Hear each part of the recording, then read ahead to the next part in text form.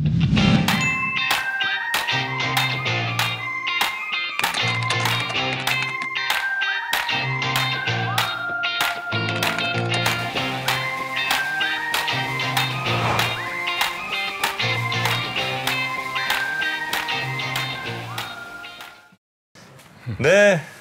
우리 3프로TV 앱으로 또 들어가 보시면요, 다양한 자료들, 또 훌륭한 여러 텍스트로 정리된 것들까지 잘 보실 수가 있으니까요, 꼭 한번 들어가 보시고요, 멤버십도 한번 경험해 보셔도 좋겠습니다.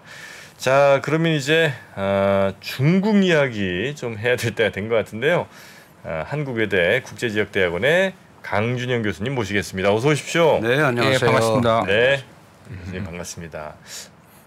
한 몇 달 만에 오시는 거죠? 그렇죠. 한 두세 달 된 것 같아요. 두세 달 정도 되신 것 같죠? 네. 자, 일단 지금은 중국에 뭐 양회 얘기가 좀 나오는 것 같습니다. 양회가 이제 뭐죠?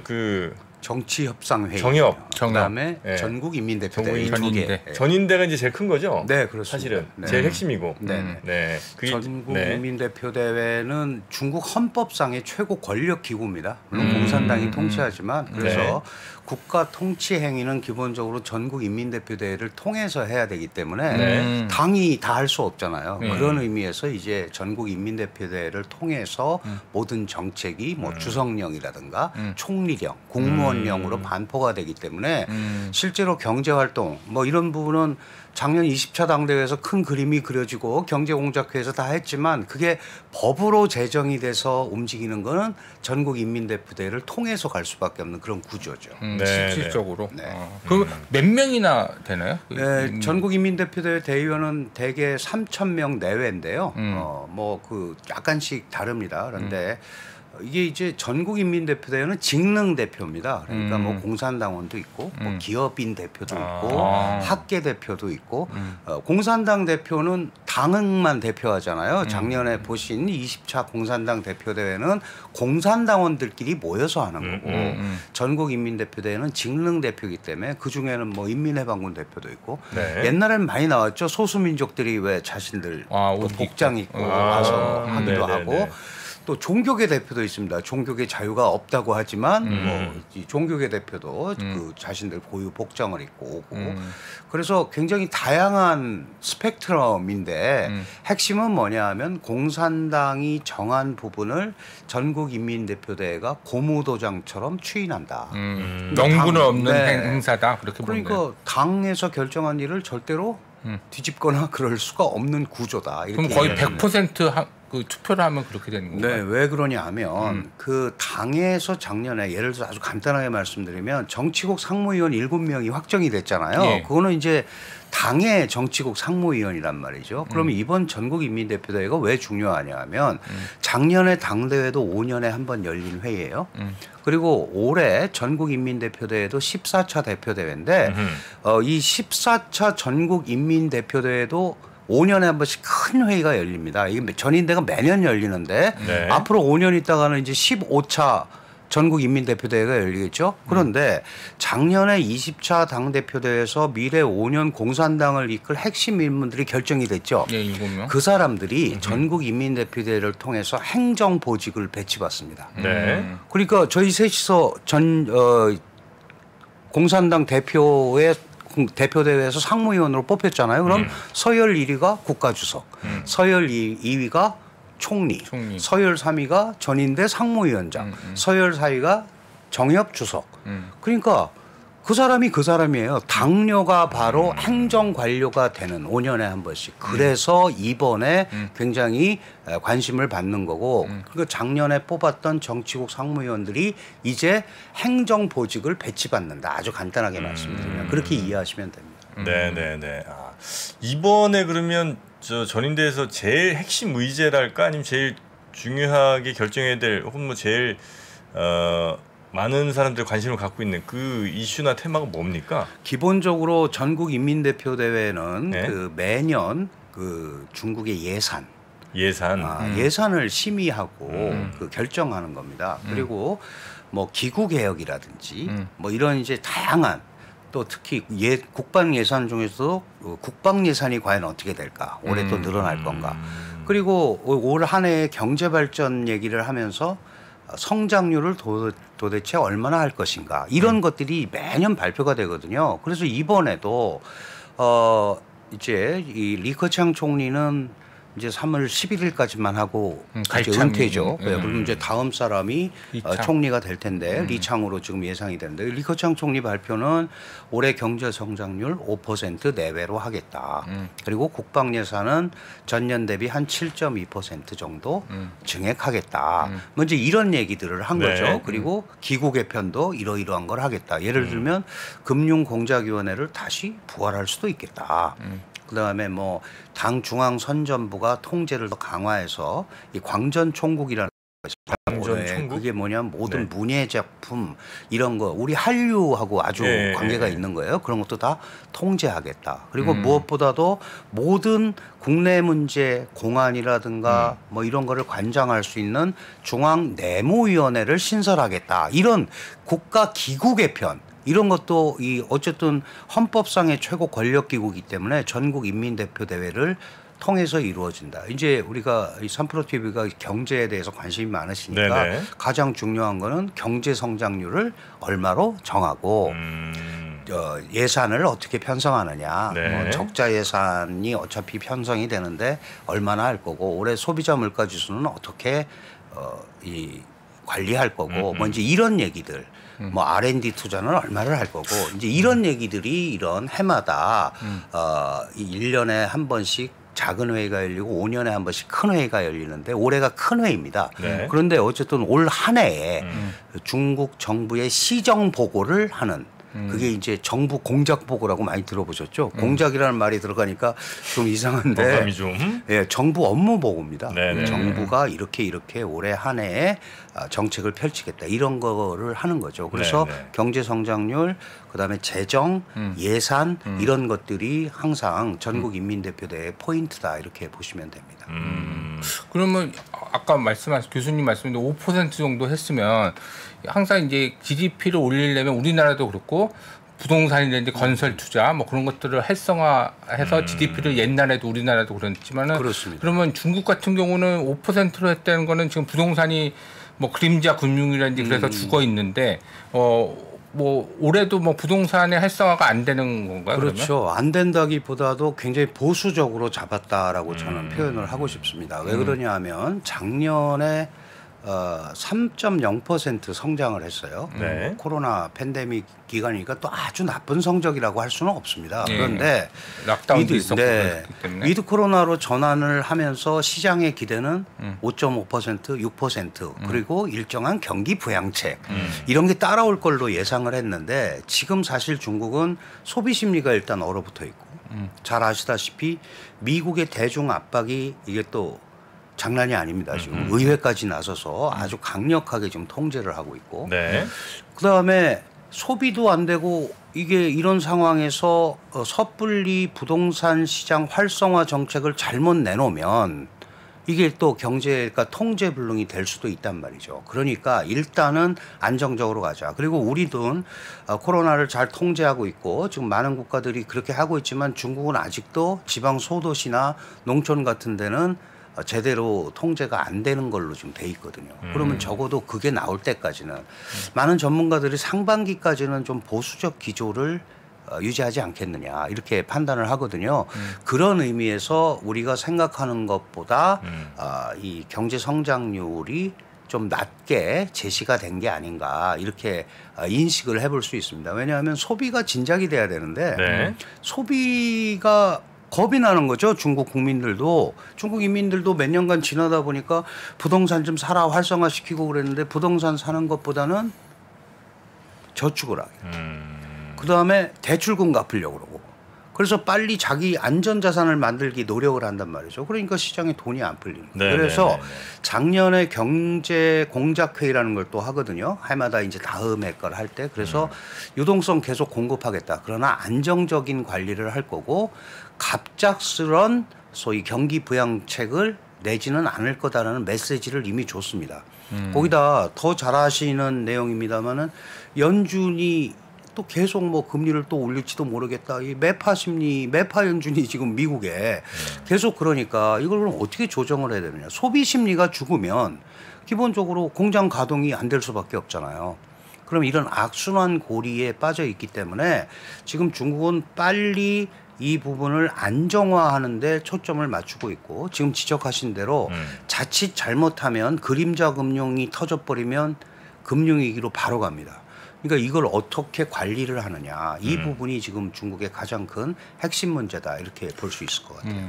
그러면 이게 보면 그 보통은 2기까지는 하고 끝나잖아요. 그런데 이제 아까 이제 뭐 3기까지 가려면 네네. 그럼 계속 가는 건가요? 4기, 5기. 글쎄 뭐. 이제 그거는 사실 아무도 알 수는 없는데요. 지금까지 개혁 개방 이후 특히 78년에 이제 중국이 개혁 개방을 했고 그 전에 마오쩌둥 시대였습니다. 이 모택동 시대에는 소위 1인 통치가 너무 강화되다 보니까 여러 가지 부작용이 나타났고 그 부작용의 대표적인 형태가 문화대혁명입니다. 네. 덩샤오핑이라는 사람은 그걸 보고 저렇게 개인 권력이 강화되면 이 다시 제2의 문혁이나 이런 게 올 수도 있다라고 생각을 했기 때문에 그렇다면은 권력을 좀 분산시키자. 그래서 정치국 상무위원들이 나누어서 통치하는 시스템 이걸 이제 분관 정치라고 합니다. 각 분야마다 이제 최고 책임자가 되는 거죠. 네. 그렇게 해서 사실 온 겁니다. 그러니까 물론 이제 그 전에 자오즈양, 후야오방 자오즈양 들어보셨죠? 거기는 5년씩 또 못했어요. 그리고 그 다음에 장저민이 10년 했고 후진타오가 10년 했고 그러고 나서 지금 시진핑이 10년을 하면 이제 10년씩 이렇게 가는 거잖아요. 네, 그런데 네. 갑자기 후계자 지명을 이미 2017년에 안 했습니다. 원래 했어야 되는 거죠. 그때 원래대로 하면 그 다음에는 누가 한다고 정해야 자기가 물러나면서 그 사람한테 줄 거 아니겠어요? 그리고 이번에 20차 당대회 때도 또 안 했습니다. 후계자 지명을. 그렇다면 적어도 한 번은 더 하려는 생각 아니냐. 그러면 한 20년은 하려는 생각이 아니냐라는 생각을 하게 되죠. 그런데 이거는 철저하게 중국 공산당과 중국 인민들이 결정할 문제죠. 그 핵심에는 뭐가 있냐면 경제가 있습니다. 경제가 활성화되지 않으면 시진핑이 통치하는 중국의 근거가 뭐냐라고 얘기할 때 공산당이 지금까지는 개혁 개방을 통해서 세계적인 경제 실체로 커왔고 거기에 따라서 중국의 국력도 신장이 됐고 그걸 또 일부 만끽하기도 했고 농촌에 많은 가난한 사람들도 예전보다는 생활이 개선됐다. 네. 이런 것 때문에 공산당을 지원했잖아요. 지지하고. 그런데 지금 이게 만약에 잘못되면 그리고 계속 뭐 미국이랑 싸우고 주변 국가들과도 우호적인 관계를 못 갖고 간다고 하면 통치 당위성 공산당 통치의 합법성에 상처를 입게 돼 있거든요. 이렇다면 그런 부분이 뒷받침되지 않으면 그게 뭐 계속 간다 이렇게 볼 수는 없죠. 다만 분명히 20차 당대회를 통해서 자신의 사람들로 다 깔아놨고 그러니까 정치적으로는 확실히 우세합니다. 도전할 세력이 없죠. 네네. 그런데 경제는 생물이잖아요. 그러니까 이게 어떻게 반응을 하느냐에 따라서 시진핑의 미래 이것도 결정이 될 거다 이렇게 보는 게 맞을 것 같습니다.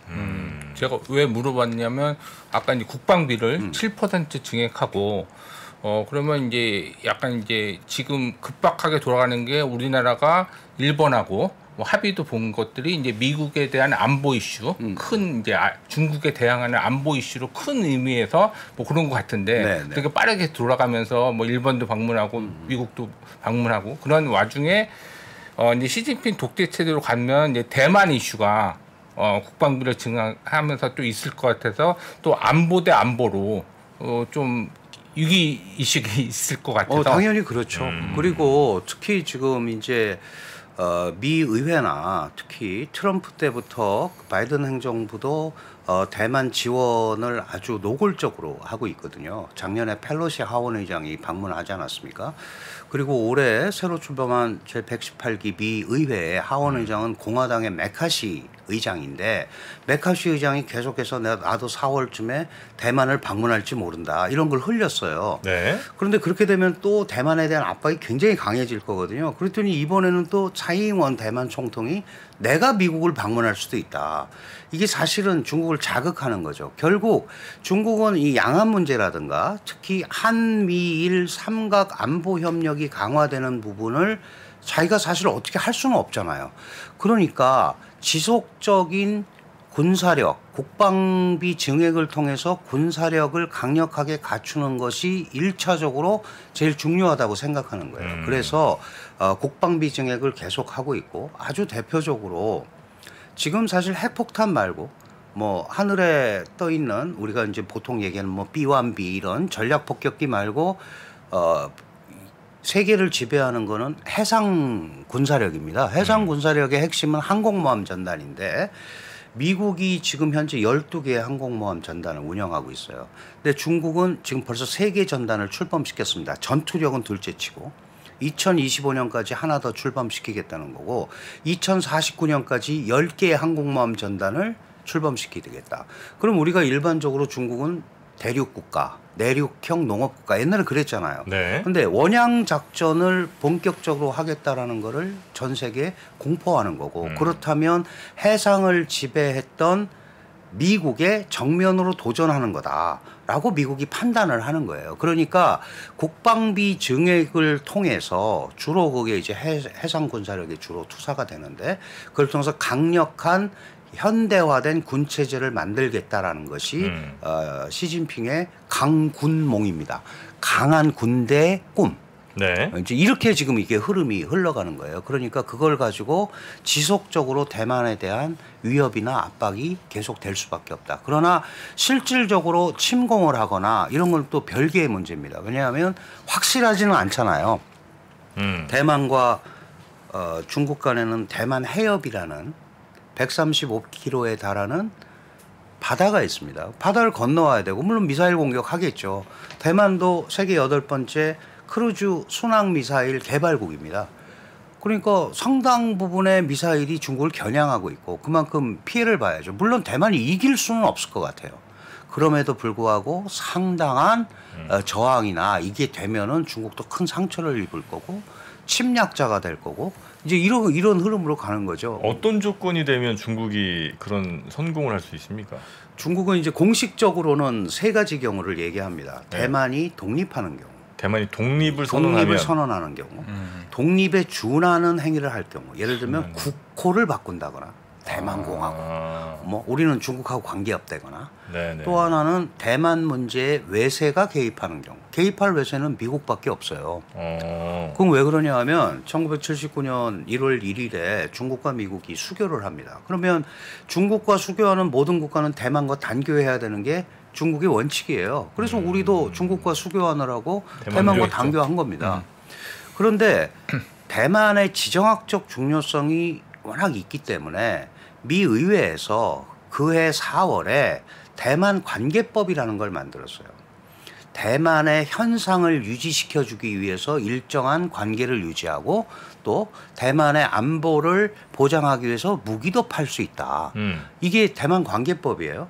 그리고 비밀 문서로 1982년에 육개항 보장법이라는 걸 또 비밀 문서로 전달했습니다. 우리가 네. 너희 지켜준다. 아주 쉽게 얘기하면. 그리고 2017년에 트럼프가 아시아 안보법을 만들어서 또 대만을 자신의 인도 태평양 전략 안에다 집어넣습니다. 중요한 역할을 해야 된다. 그리고 지금 미 의회에 뭐가 올라가 있냐 하면 대만 타이베이 법이라는 게 올라가 있어요. 네. 이 타이베이 법은 일부 공화당의 급진 의원들은 대만과 다시 수교하자 이거예요. 근데 지금 중국은 하나의 중국 원칙이잖아요. 그래서 이런 부분들에 명확한 문제가 생기면 무력을 사용할 수 있다라는 게 시진핑이 지금 강조하고 있는 대대만 정책입니다. 작년부터 뭐가 추가됐냐 하면 네. 대만이 핵무기를 개발하는 경우. 대만이? 네, 대만이 핵을 개발해도 내가 침공할 수 중국이 있다? 무력을 쓸 수 있다. 그리고 아주 애매한 규정이 하나 생겼는데요. 대만 내부에 동란이 발생하는 경우. 동란? 동란. 어지러워진다 이거죠. 대만은 중국 땅인데 대만이 어지러워지면 내가 우리 땅이니까 내가 지켜야겠다. 그 동란이라는 게 뭐냐 하면 해석하기 나름이죠. 대만 그렇죠. 뭐 그러니까 그런 것들을 여러 개 만들어 놓고 대만을 압박하고 있다. 이렇게 이해하시면 됩니다. 뭐 어쨌든 안보 이슈가 계속 진행되겠군요. 그렇습니다. 이쪽이랑 저쪽이랑. 그럴 수밖에 없습니다. 네.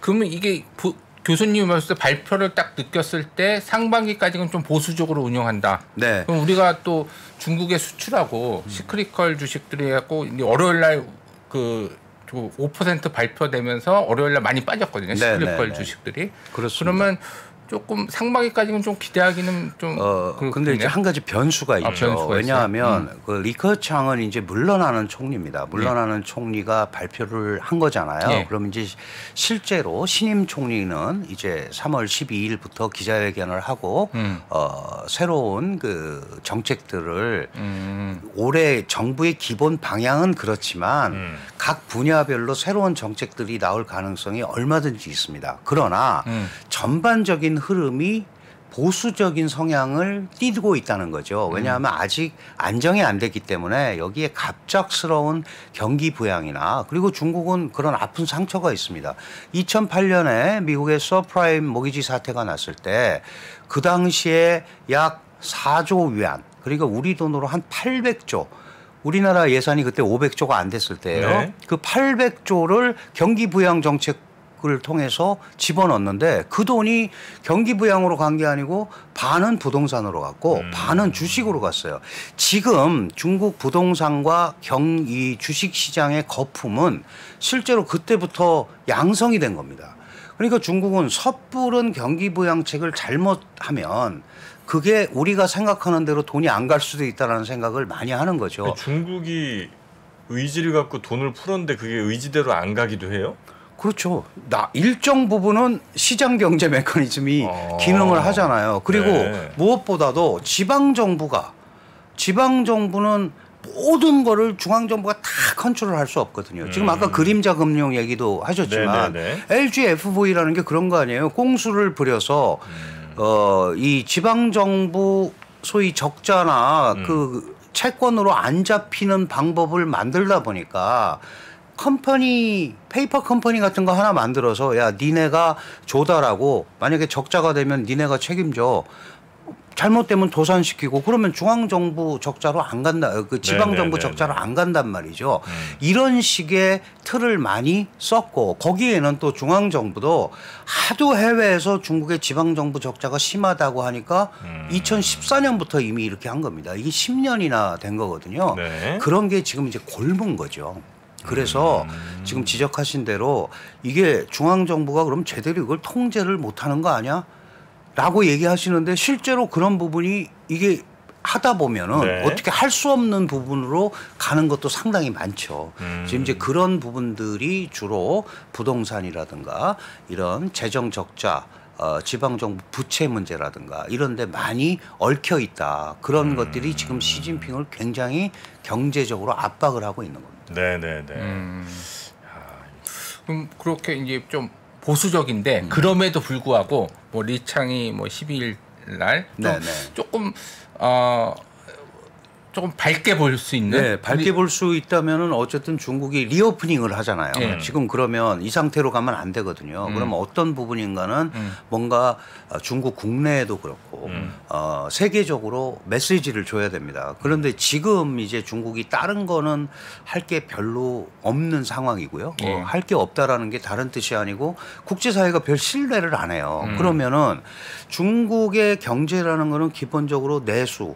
이제 소비죠. 그다음에 투자 그리고 수출이란 말이에요. 수출이나 이런 거가 안 좋잖아요. 국제 경기도 안 좋고 하도 압박을 하니까 예를 들면 벌써 반도체 수입량 같은 경우는 1, 2월 달에 뭐 20 몇 퍼센트, 27%인가 줄었고 수출과 수입도 다 감소했단 말이에요. 그럼 지금 할 수 있는 거는 정부 차원에서 할 수 있는 건 인프라 투자입니다. 정부 주도의 인프라 투자. 이 정부 주도의 인프라 투자는 주로 뭐 건설하고 이러는 것 아니겠습니까? 그러니까 이제 그런 거에 대한 기대 때문에 철강주나 이런 게 올라갔던 거예요. 최근에 많이 올랐죠. 최근에. 그런데 그거에 대해서 또 명확하게 다른 게 없으니까 또 약간 가라앉거든요. 그런데 지금 중국에서 가장 핵심적으로 생각하는 건 역시 과학기술 쪽입니다. 과학기술 발전에 투자를 해야겠다. 그런데 이게 과학기술은 중국이 원천 기술을 갖고 있는 게 몇 개 없잖아요. 그러다 보니까 이게 이제 반도체 과학법이나 이런 것들을 통해서 네. 중국에 대한 수출 통제가 굉장히 심하단 말이죠. 그러면 기술 자립을 하겠다고 그러면서 계속 거기에 지금 투자를 하는데 결과는 어떻게 될지 모르지만 어쨌든 중국은 그런 쪽에 관심을 가질 수밖에 없다. 지금 한 1조 위안 정도 투자한다고 그런단 말이죠. 네네네. 그러면 이제 우리 돈으로 한 200조 정도 되는 건데 올해.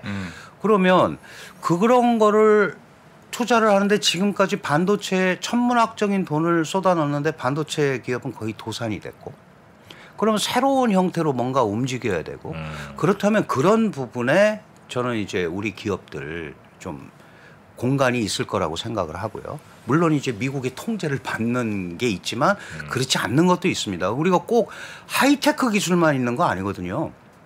뭐 예를 들어서 3나노, 5나노 이런 건 못하지만 범용 반도체 협력은 가능하기도 하고 저는 이제 경제 프로니까 이런 말씀을 좀 드리고 지방 정부의 그 소위 주력 네. 그 발전 계획 이런 거를 중앙 정부의 큰 틀보다 지방 정부의 이런 거를 좀 신경을 써보면 지방 정부들도 지방 정부 나름대로 필요한 부분들이 있잖아요.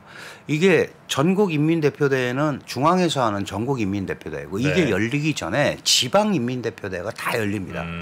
그때마다 자신들 올해 우리 지방에 31개 성시라고 그러잖아요. 네. 31개 지역에서 우리는 올해 이런 걸 발전시키겠다. 뭐 베이징은 AI 산업을 발전시키겠다. 저 밑에 윈난 같은데 운남성 이런 데는 관광 산업을 발전시키겠다. 어디는 바이오 산업을 발전시키겠다. 이런 논의들이 지방정부 차원에서 다 있거든요. 그러니까 그런 부분을 좀 주목해서 찾아보시면 네.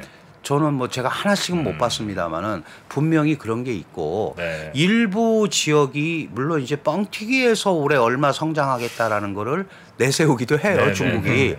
그런 게 많거든요. 31개 성시 중에 6%대 성장하겠다고 과감하게 한 데도 몇 군데 있습니다. 예를 들면 중경, 총칭, 상하이도 6%대 하겠다.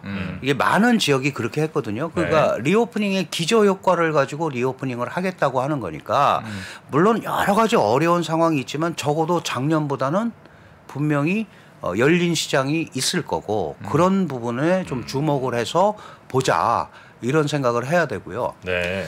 근데 그다음에 그게 중앙 정부의 방향과 조금 다르더라도 갈 수 있어요? 아니면 일단 중앙 정부의 그 방향 안에서는 가능한가요? 예, 기본적인 틀은 그대로 가야 되는데 그렇다고 A라는 지역이 뭐 발전시키는데 그거 하지 마라 이러지는 못하죠. 중앙 정부도. 그러면 각 지역마다 우리는 우리 성, 뭐 우리 시는 이런 부분에 강점이 있으니까 이런 걸 하겠다는 계획을 내는 거고, 그럼 성정부가 비준을 하고 중앙정부가 비준을 하는 거거든요.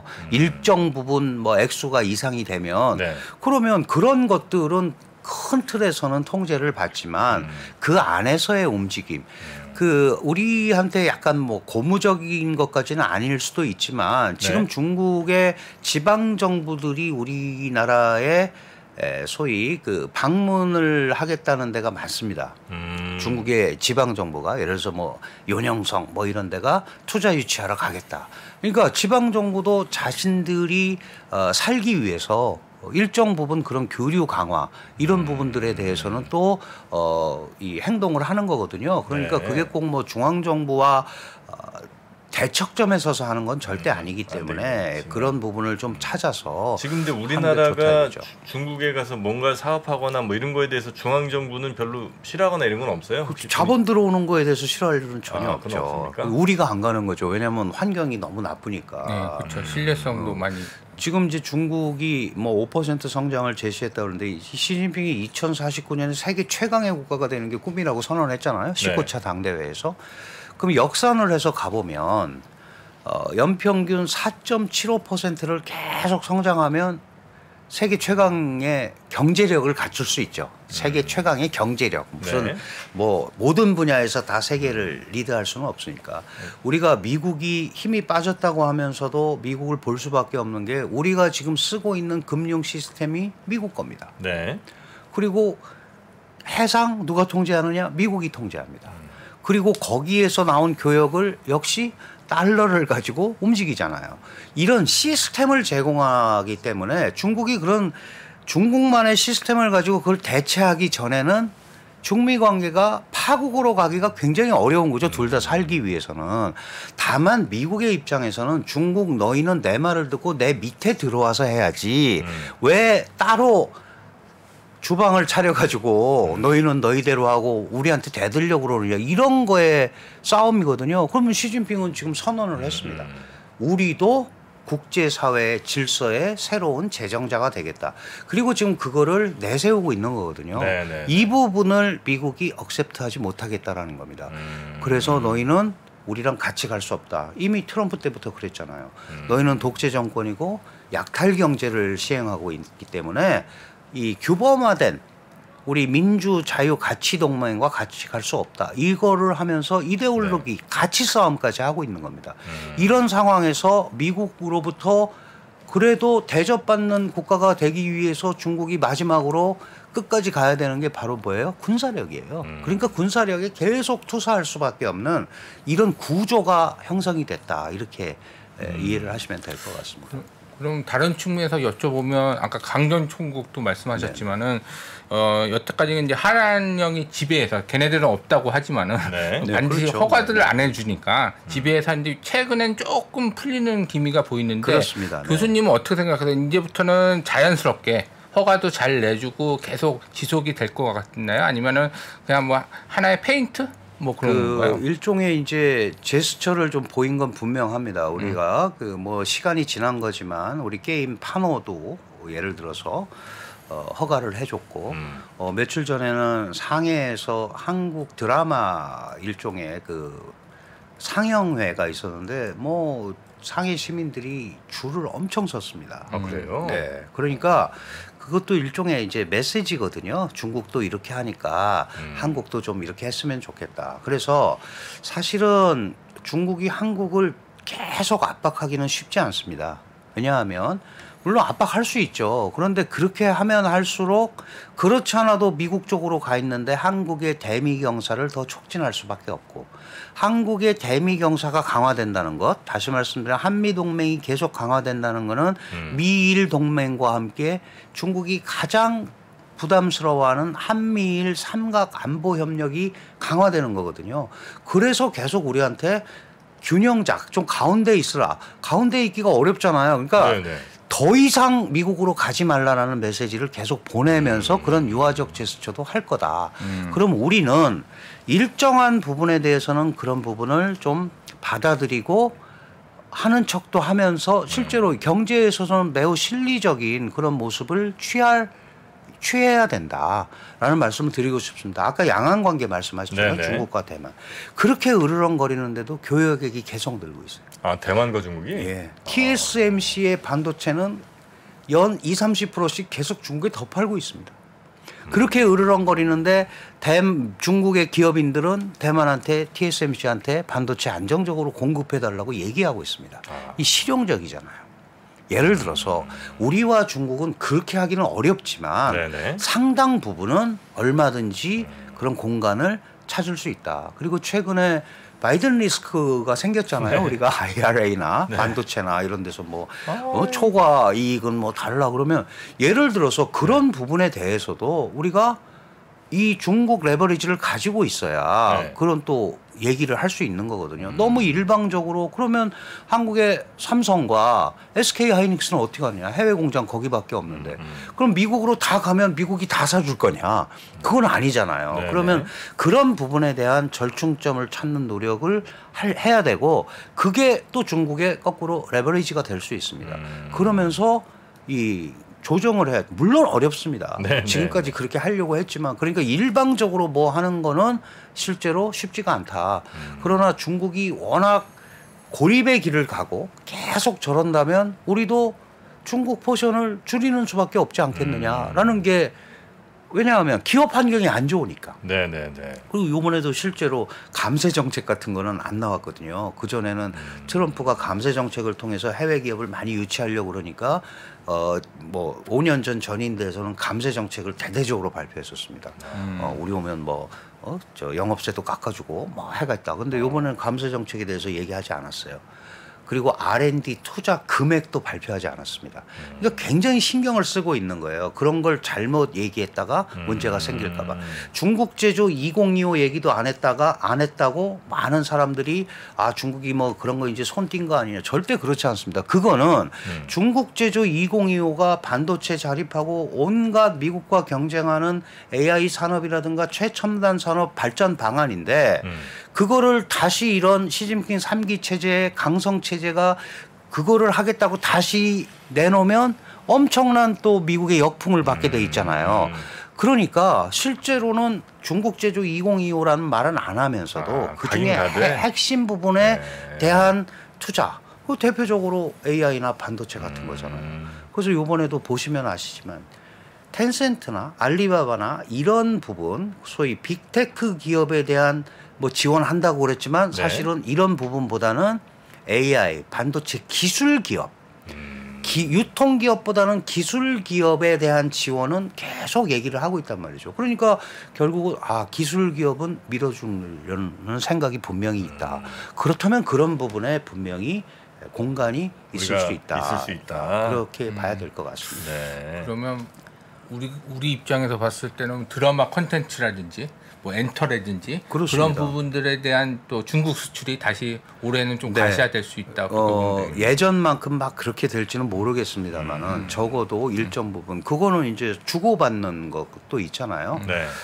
그래서 그런 거는 중국에도 분명히 수요가 있지 않습니까? 그러니까 우리가 중국 정부가 아무리 막아도 다 다른 방법을 통해서 VPN이라는 우회 이 사설망을 통해서 그죠. 다 보거든요. 그러니까 그런 걸 언제까지 막아놓는 것도 방법은 아닙니다. 지하 시장이잖아요, 실제로. 그러니까 그런 것보다는 일정 부분 이데올로기나 이런 데 영향을 안 미친다라고 생각하는 부분에 대해서는 조금 완화될 소지가 저는 있다고 판단을 하죠. 중국 국민들의 한국에 대한 인식 혹은 뭐 감정은 어떻습니까? 사실 우리는 좀 안 좋잖아요. 네, 아주 안 좋죠. 우리가 세계에서 제일 안 좋습니다. 중국은 우리를 어떻게 생각합니까? 중국도 한국에 대해서 좋을 일은 별로 없죠. 다만 많은 사람들은 한국에 대해서 그렇게 관심을 갖고 있지는 않습니다. 관심이 별로 없어요? 네, 인구가 많잖아요. 그러니까 이제 이런데 우리 한류라든가 이런 데에서 이제 관심이 있는 사람들은 당연히 그런 매니아층도 있고 그렇지만 저 내륙으로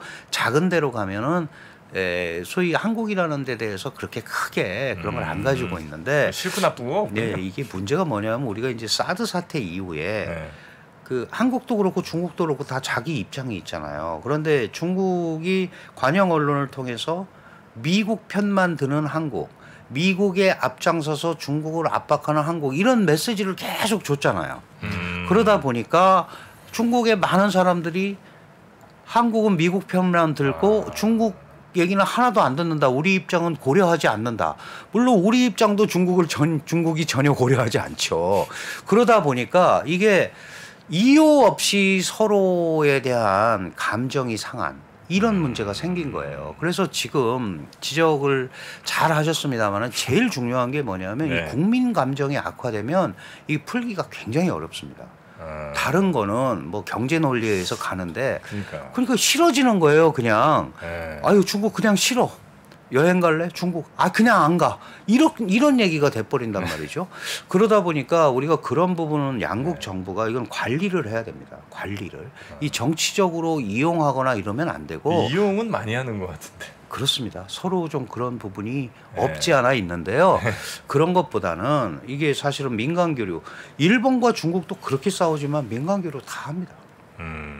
다 하고 중미는 안 그렇습니까? 포드 같은 데는 IRA를 피하려고 중국 기업을 업고 들어가잖아요. 그런 것들이 벌어지는데 칼로 모으베듯이 우리는 중국하고 이제 안 해. 이럴 이유는 없다. 얼마든지 그런 방법을 통해서 움직일 수 있다. 이런 생각을 좀 적극적으로 할 필요가 있지 않나 그런 생각이 듭니다. 보면 하여튼 그 정치인들도 뭐 꼭 중국뿐만 아니라 하여튼 이런 뭐 이런저런 나라들에 대한 좀 좀 안 좋은 감정을 불러일으켜서 자신의 정치적 이득을 찾는 그런 경우도 꽤 있는 것 같더라고요. 그게 어느 나라나 사실 다 그렇죠. 그런데 이제 우리 같은 경우는 사실 중국과의 교역이 거의 상당 부분 차지하니까 4분의 1을 차지하고 네. 있고, 그다음에 정치적으로도 북핵이 계속 어려워지니까 중국의 도움, 왜냐하면 북한에 대해서 그래도 중국이 가장 큰 영향력을 발휘할 수 있다고 생각했기 때문에 기대를 많이 했는데 그게 잘 안 되니까 상대적으로 중국은 말로만 하고 우리 도와준 게 없지 않느냐. 그러니까 결국은 안보적으로는 미국하고 강화하는 게 맞다. 이런 게 계속 왔다 갔다 하는 거란 말이죠. 그러니까 이런 상황에서 이 균형점을 찾기도 어렵고, 그러면 적어도 우리가 이 모든 것들이 북핵 때문에 이렇게 어려워진 거라면 정말 머리를 맞대고 북핵을 안정적으로 관리하는데 중국도 맨날 말로만 건설적 역할 이러지 말고 좀 구체적인 얘기들을 할 때가 되지 않았느냐, 이런 얘기도 할 수 있어야 된다는 거죠. 그래야 뭔가 기준점을 새로 찾을 수 있다. 저는 이제 그런 차원에서 한중 관계가 일방적으로 가거나 이러기는 굉장히 어렵잖아요. 많은 분들이 뭐 한국이 미중 고래 싸움에 새우등 터진다 그러는데 제가 뭐 가끔 이런 얘기가, 한국같이 큰 새우가 어디 있습니까? 세계 이제 9위의 새우가 어디 있어요. 그러니까 조금 더 그런 데 대해서는 나름대로 목소리를 내면서 가는 것도 괜찮다. 너무 기죽고 시작할 필요는 없는 네, 것 같아요. 저는 그런 생각을 해야 되고, 많은 분들이 그런 생각 하고 계시죠. 그런데 그런 것들이 제대로 구현이 되는 게 우리나라 그 소위 글로벌 중추국가로서 뭐 이런 걸 하는 것도 의미가 있지 않나, 그런 생각도 듭니다. 네. 이 중국 이야기하면 사실 뭐 댓글도 썩 안 좋은 경우도 좀 많이 있거든요. 대부분이 그렇습니다. 그래서 아니 뭐 중국 미화에서 뭔가 이렇게 이득이 될 것 같으면 뭐 그것도 괜찮은데 꼭 그런 것 같지도 않고. 근데 이제 중국은 전체 어떤 경제에서 수출 내지는 뭐 수입이 차지하는 비중이 그렇게 높진 않은 나라죠. 맞습니다. 중국 전체에서 수출 뭐 수입 무역액은 20% 정도밖에 안 되고요. 저는 깜짝 놀랐어요. 네. 중국도 전 수출해서 먹고 사는 나라인 줄 알았더니. 그렇지 않습니다. 이제 부동산 시장이 한 30% 되잖아요. 네. 그런데 지금 약간 축소됐습니다. 이 저 부동산 워낙 경기가 안 워낙 좋아서. 안 좋으니까. 네. 근데 부동산 시장이 죽으면 연관 산업이 다 죽잖아요. 뭐 거기 가구, 뭐 부동산뿐만 아니라 유통까지 다 문제가 생기니까 그래서 부동산 산업을 어떤 형태로든 간에 다시 조금 올리긴 해야 돼요.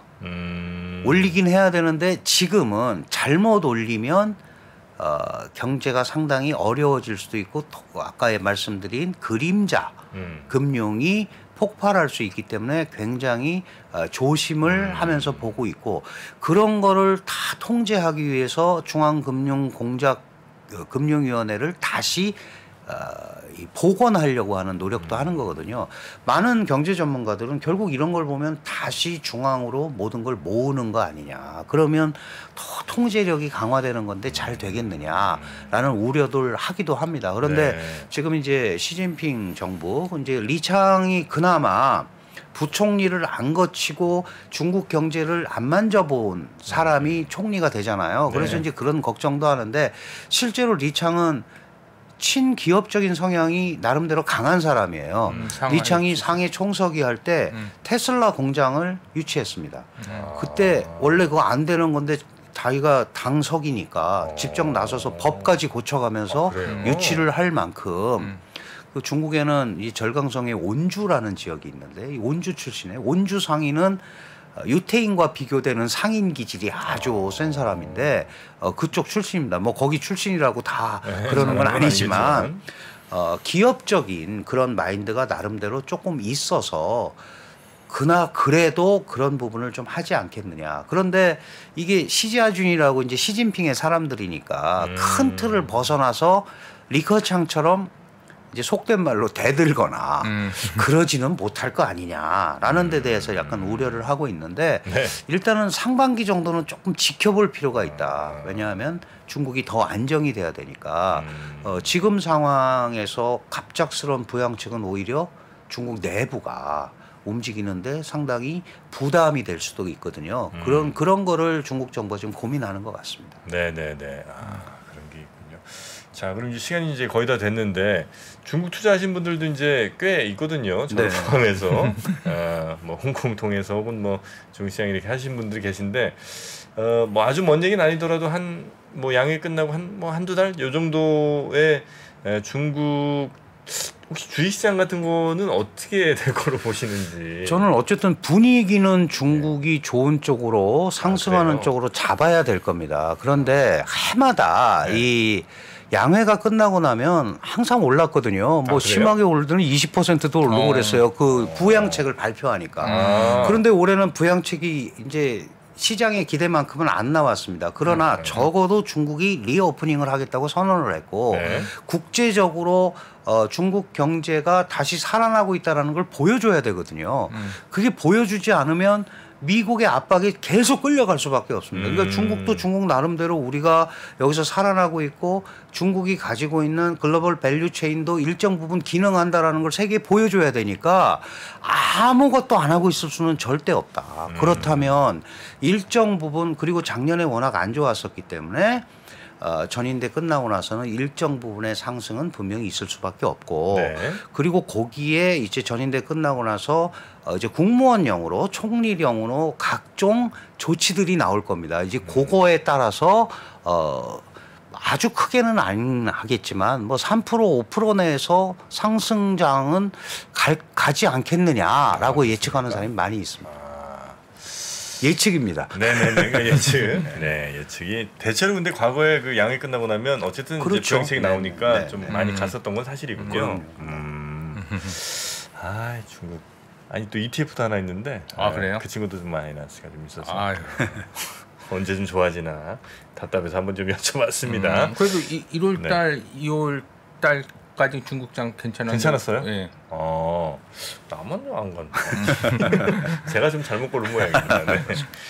자, 오늘은 이 중국 이야기 우리 강준영 교수님 모시고 이렇게 시원하게 좀 들어봤고요.